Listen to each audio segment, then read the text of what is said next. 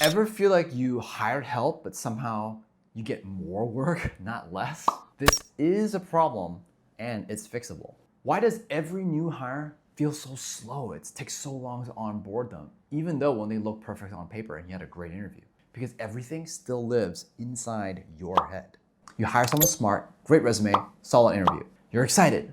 1 week goes by, another week goes by, and you're thinking, why am I still explaining everything? Why do they keep on asking me? 1 month goes by, nothing seems to have improved. It starts to feel like, why can't they just go figure this out? I thought I hired someone that is senior or able to have common sense. Am I bad at hiring? So here's one truth that might be uncomfortable. They're not slow. It's just that they're a little bit blind or they're a little bit held back in trying to figure out a lot of things. If there are no SOPs, there's nothing that's documented, there's no clear decision boundaries. Every task may require you, they don't know a lot.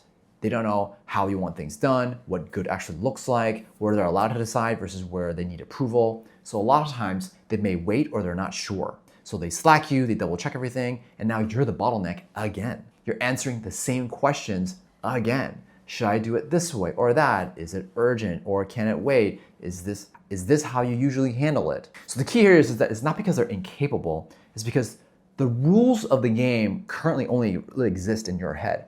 And without clear SOPs, it doesn't really happen as smoothly as you would like.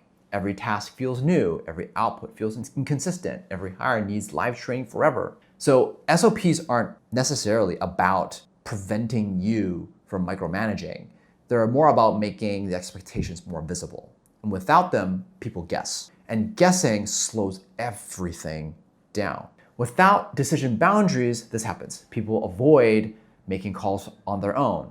Everything will try to escalate to you, or they're a senior but acts as like a junior. Because no one wants to be the person as in who did it wrong. So instead of moving fast, some might decide to play safe. And safe looks like they're just waiting for the founder. And without documented context, you get repeated mistakes, relitigated decisions, endless explanations, things that maybe you originally were trying to avoid. You know why something is done in a certain way, but they don't. So one thing that I've developed, which I think is really helpful, is I created a founder user manual. And in that user manual, you list out all the things and how you make decisions, what priorities you have, and what trade-offs you like to make. And in this user manual, it's a whole bunch of questions that you just answer and you write as detailed and as honest as you can.